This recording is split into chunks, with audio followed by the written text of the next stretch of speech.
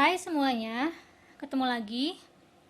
Pada video kali ini saya akan mencoba membahas materi pengujian hipotesis khusus menguji kesamaan dua proporsi.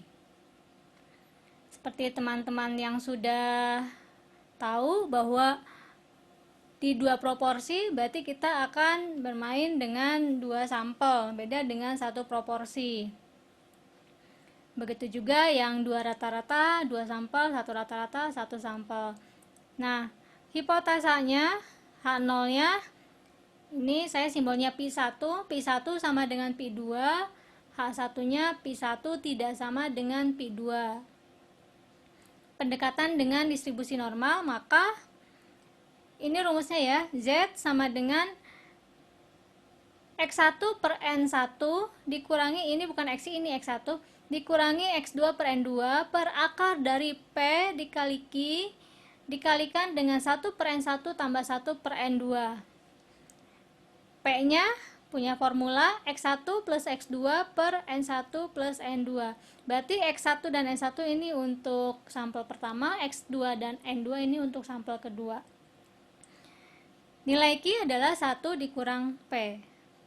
Nah, H0 diterima jika kondisinya nilai Z lebih dari minus Z1 minus Z setengah 1 min alfa kurang dari Z setengah 1 min alfa.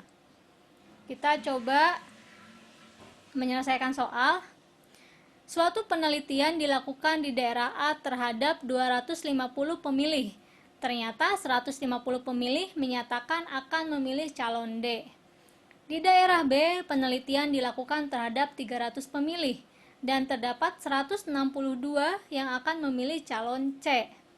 Adakah perbedaan yang nyata mengenai pemilihan calon C di antara kedua daerah itu? Dengan taraf nyata 5%. Nah, dari soal ini, hipotesis yang akan diuji adalah H0-nya, di mana Pi A sama dengan Pi B, H1-nya Pi A tidak sama dengan Pi B. Teman-teman jika memakai P juga boleh ya, P0 ya, untuk proporsi, simbol untuk proporsi pakai Pi juga bisa. Nah, H0 Pi A sama dengan Pi B, tidak terdapat perbedaan yang nyata antara kedua daerah itu terhadap pemilihan calon C. H1-nya Pi A tidak sama dengan Pi B, artinya terdapat adanya perbedaan yang nyata antara kedua daerah terhadap pemilihan calon C. Kita buktikan apakah H0 diterima atau ditolak. Langkah pertama, kita perlu menghitung dulu nilai P.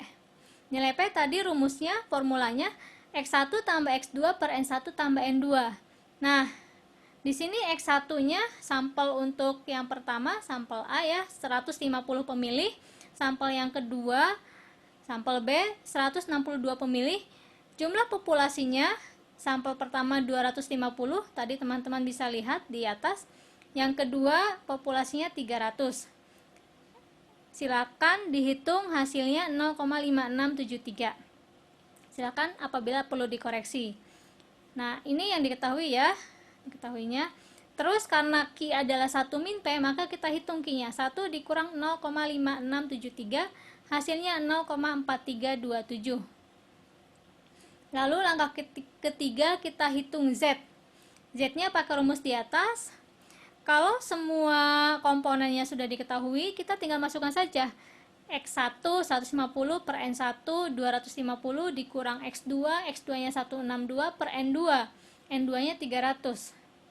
Per P-nya tadi sudah didapat ya, sudah dicari, ini 0,5673 dikali Q-nya 0,4327 dikali 1 per 250 tambah 1 per 300.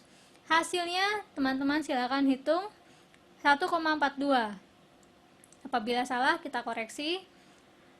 Nah, yang keempat, jika alfanya taraf nyatanya 5%, sama artinya dengan 0,05. Kita hitung Z-nya. Z setengah 1 min alfa, Z setengah 1 min 0,05. Maka Z 0,475 1,96. Kita buktikan. Lihat Z tabel. Sebenarnya di Android juga sudah tersedia banyak sekali aplikasi untuk menghitung distribusi Z, distribusi T, teman-teman tinggal masukin angkanya ya. Yang pasti teman-teman tahu dari mana sumber itu untuk menghitung sampai kita bisa pakai aplikasi gitu ya. Teman-teman tahu dulu cara menghitung secara analognya, baru kalau sudah di aplikasi kita mudah memakai digitalnya. Jadi harus paham dulu perhitungan mulanya seperti apa. Tadi berapa Z-nya? 0,475 ya. Coba teman-teman cari 0,475 ada di berapa? Seperti yang dulu teman-teman 1,9. Nih ya, ini saya ketemu 0,475 1,96 ya, benar. Lalu kita pengujian daerah kritis.